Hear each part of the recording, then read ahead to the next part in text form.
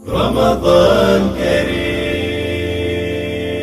रमज़ान करीम, मुबारक अलैकुम शहर। पहला सवाल, क्या ईद एक दिन मनाना सबके लिए ज़रूरी है? ये भी मालूम है दीगर आप जैसे फ़ुक़हात के लिए ये मसला ऐसा नहीं है कि आपको मालूम ना हो। देखें, ये हर साल का मसला है और हर साल की मुश्किल भी है,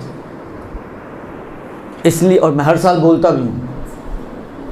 तो फिर एक मौका दिया खुदा ने और डॉक्टर साहब ने, तो फिर बोल रहा हूँ। अर्ज़ खिदमत ये है कि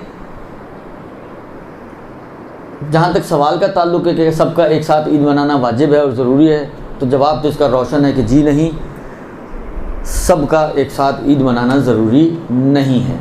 ये एक। तो फिर क्या करें? सबसे आसान चीज़ जो है वो ये है कि आप ये करें कि जिसकी आप तक़लीद में हैं उसको फॉलो करें। अगर आपके मर्जा के नज़दीक चाँद साबित हो जाए तो ईद मनाएं। मनाना वाजिब है इसलिए कि उस दिन का रोज़ा हराम है आप पर। और अगर चाँद साबित ना हो तो रोज़ा रखें। रोज़ा रखना वाजिब है इसलिए कि चाँद साबित ना होने का मतलब ये कि रमज़ान चल रहा है और रमज़ान में रोज़ा छोड़ना जायज़ नहीं है, हराम है। बस असल चीज़ ये है, यानी जिसको कहें आप असल नुक्ता जो है वो ये है कि आप अपने जहाँ बाकी मसाइल में हम अपने मराजे को फॉलो करते हैं और कोई मुश्किल भी पेश नहीं आती, मुझे नहीं समझ में आता कि यहाँ पे हम क्यों मुश्किल खड़ी करते हैं ज़बरदस्ती। मैं एक मिसाल दूँ आपको, आग़ाए खुई और आग़ाए सिस्तानी। एक औरत जिसने अपना नॉर्मल कमीज शलवार पहना हुआ, फ़र्ज़ करें आधी बाजू का की कमीज़ पहनी हुई है, ये गर्दन उसकी खुली है, ये मतलब थोड़ा सीना वगैरह खुला है, बाजू उसकी खुली है, ठीक है। नमाज का वक्त दाखिल हुआ, उसने एक चादर ली और खींच ली अपने ऊपर, इस अंदाज से कि जो भी सामने से आएगा उसको इसके बदन का एक हिस्सा भी नज़र नहीं आ रहा। इसकी नमाज सही है या नहीं?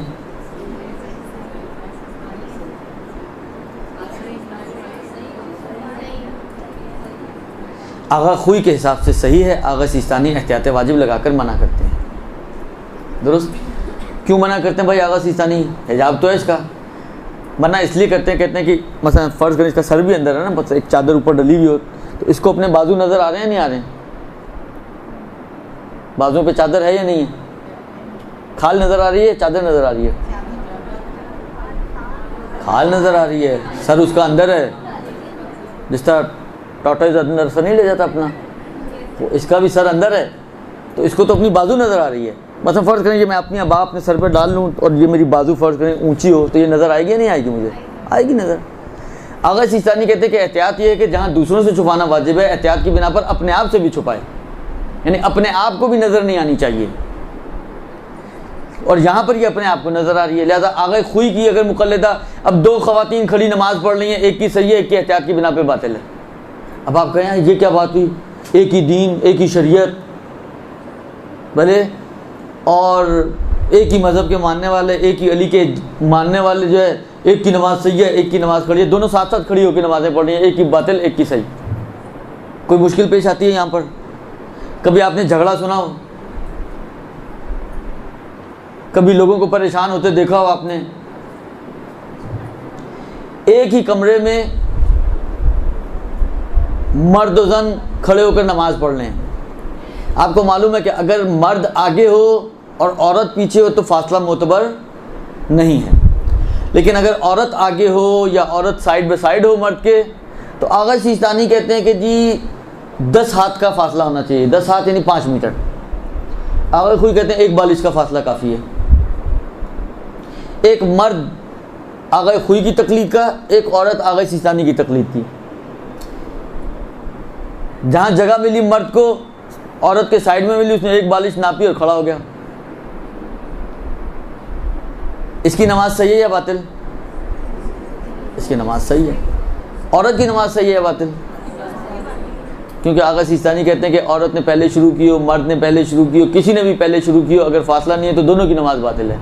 अल्लाह आगा सिस्तानी से पूछेंगे तो आगा सिस्तानी कहेंगे इसकी नमाज बातिल है। हाँ, लेकिन ये तो आगा सिस्तानी का मुक़ल्लिद नहीं है ना, ये आगा खुई का मुक़ल्लिद है। आगा खुई से पूछे कहेंगे इसकी नमाज़ सही है, लिहाजा इसकी नमाज़ सही है, इसकी नमाज़ बातिल है।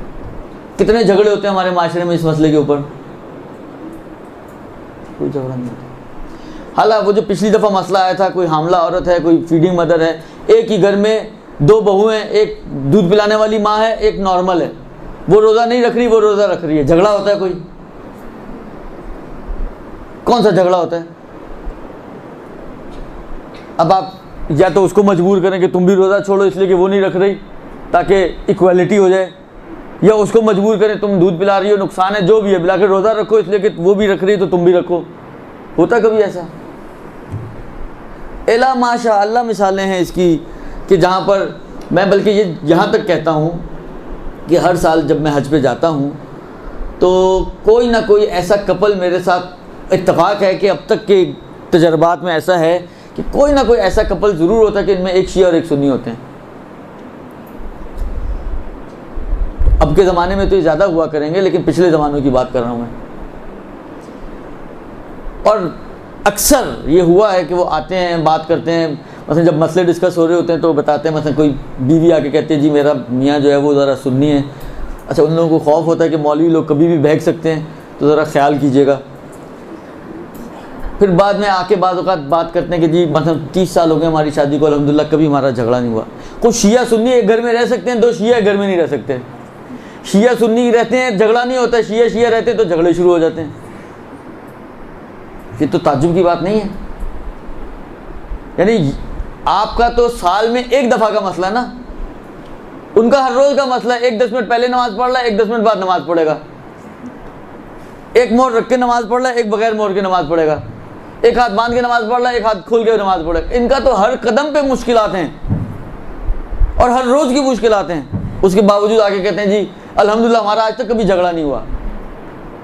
अच्छा, राज भी बताते हैं कि क्यों झगड़ा नहीं हुआ। लकुम दीनुकुम, तो जब शिया सुन्नी में चल सकता है लकुम दीनुकुम वलिया दीन, तो 2 शियों में क्यों नहीं चल सकता कि लकुम तकलीदुकुम वलिया तकलीदी, तुम्हारे लिए तुम्हारी तकलीद, मेरे लिए मेरी तकलीद।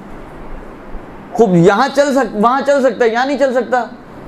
भाई देखो, लकुम दीनुकुम वलिया दीन की थीम क्या है? आप अपने हिसाब से अमल करो जो आपका मज़हब और दीन कहता है, और जो मेरा मज़हब और दीन कहता है मैं उस पर अमल करूँगा। खूब लकुम तकलीदी व ली तकलीदी, उसका भी थीम यही है कि आप अपनी तकलीद के हिसाब से अमल करो, जो आपका मर्ज़ कहता है आप उस पर अमल करो, जो मेरा मर्ज़ कहता है मैं उस पर। तो क्यों झगड़ा होगा यहाँ पर?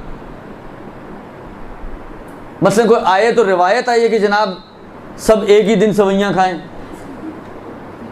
आपने कहीं डॉक्टर साहब माशाल्लाह काफ़ी ततब्बो वाले आदमी हैं और काफ़ी उनका इल्मी दायरा वसी है माशाल्लाह से, तो आप उनसे ज़रा इस्तिफ्ता करें, कोई ऐसी रिवायत आपने देखी कि एक ही दिन सवैयाँ खाना बेहतर है या मुस्तहब है या रिकमेंडेड है कि ईद की सवैयाँ एक ही दिन खाएं सब लोग? सही है, मेरे लिए आज ईद साबित है, मैंने आज सवैयाँ खा ली, आपके लिए कल साबित है आप एक दिन लेट सवैयाँ खा लेंगी, बिलाखिर होगा क्या? इससे क्या होगा? सवैयाँ तो आपको भी मिल ही गई ना, फिर झगड़ा किस बात का है? ना मिले, ख़त्म हो जाए तो झगड़े भी आप बनानी भी खैर आप ही लोगों ने होती हैं, तो दोबारा बना लें। अगर ख़त्म भी हो गए तो कौन सा मसला है, दोबारा बना लें। ये पानी और बिजली तो नहीं है कि नापदीद हों, ये तो आप करियाने की दुकान पर जाएंगे बहुत सारी सवैयाँ आपको मिल जाएंगी।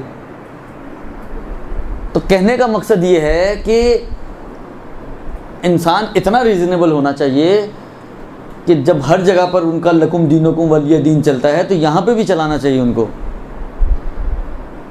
यहाँ पर भी असल, मैंने कहा ना कि असल टिप यही है कि आप अपने वजीफे पर अमल करें, वो अपने वजीफे पर अमल करें। जब 2 अपने अपने वज़ाइफ पर अमल कर रहे हैं तो झगड़ा किस बात का है, शोर शराबा किस बात का है? क्यों यहाँ पर आप आके कहते हैं अच्छा वहाँ सुन्नी और शिया ये नहीं कहते यार हम बैठ कर एक दफ़ा तय कर लें कि तुम सही हो या मैं सही हूँ, झगड़ा ही ख़त्म हो जाए। यहाँ पर कहते हैं ये मुस्तहिदीन बैठकर एक दफ़ा तय क्यों नहीं कर लेते?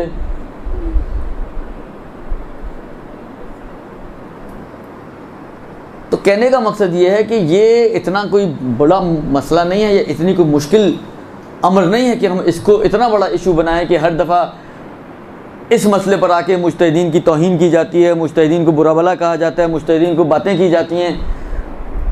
आए ये इतनी अहमियत रखता है ये मसला, जबकि शरीयत किसी चीज़ पे आपको बाउंड नहीं कर रही है। शरीयत आपको नहीं कह रही कि आप झगड़ो एक दूसरे के साथ, मगर हम इसी को बेस बनाकर दीन और मज़हब का मजाक बनाएं। ये तो एक चीज़, ये तो असल जवाब तो यही है।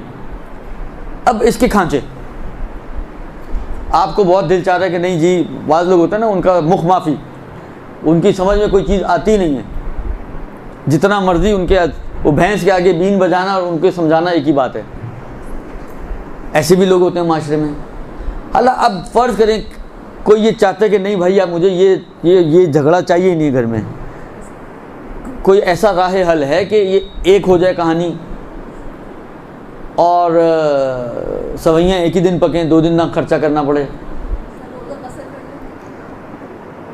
इसकी 2 राहें तो हैं ही हैं। एक तो ये जो इन्होंने बयान फरमाई कि सही है, जिनका रोज़ा है आप उनको गाड़ी में ला दें दुरुस्त, और एक चक्कर लगा कर आएँ, 22 किलोमीटर जाएं, वहाँ जाके एक खजूर खाएं, एक घूंट पानी पिएं और वापस अंदर आ जाएं शहर के। अब बनाए शीर खुरमा बनाएं और दोनों मिलकर खाएं, मुश्किल हल हो जाएगी आपकी।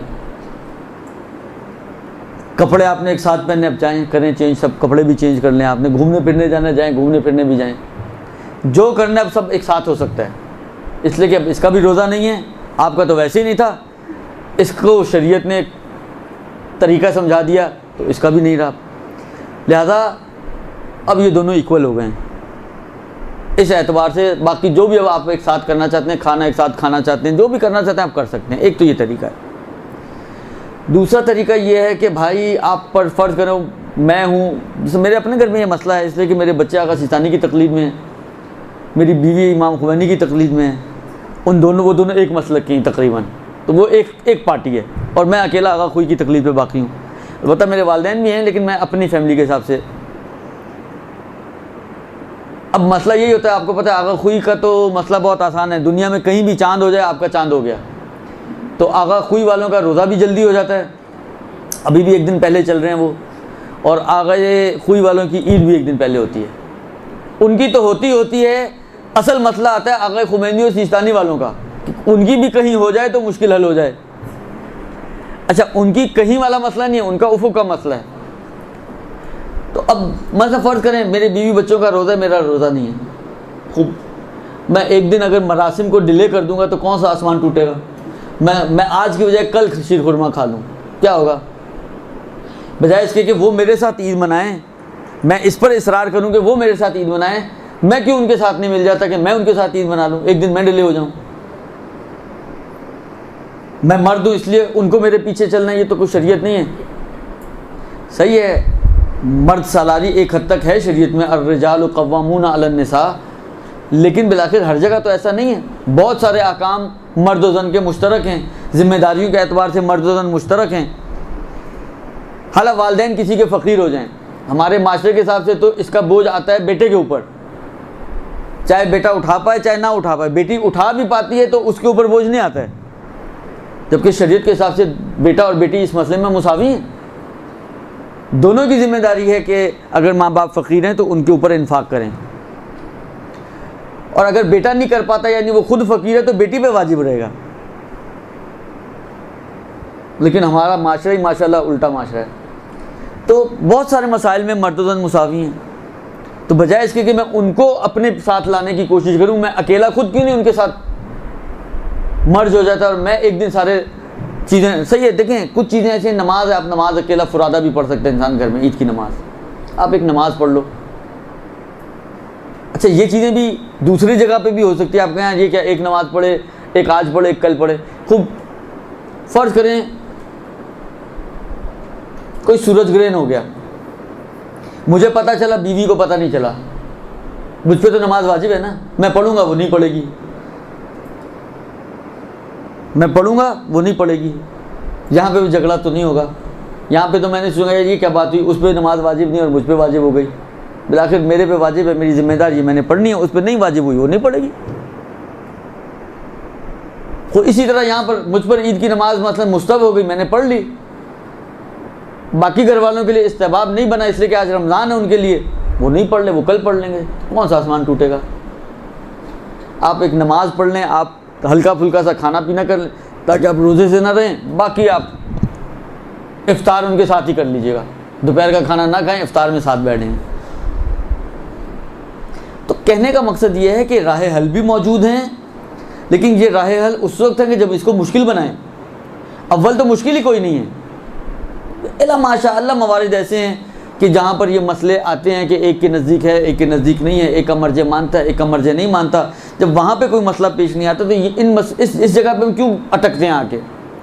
तो अव्वलन तो मुश्किल ही कोई नहीं है, लेकिन अगर फिर भी किसी के लिए मुश्किल है तो उसके पास राह हल मौजूद हैं, वो इनमें से कोई राह हल अपना ले तो उसकी ये मुश्किल भी हल हो जाएगी।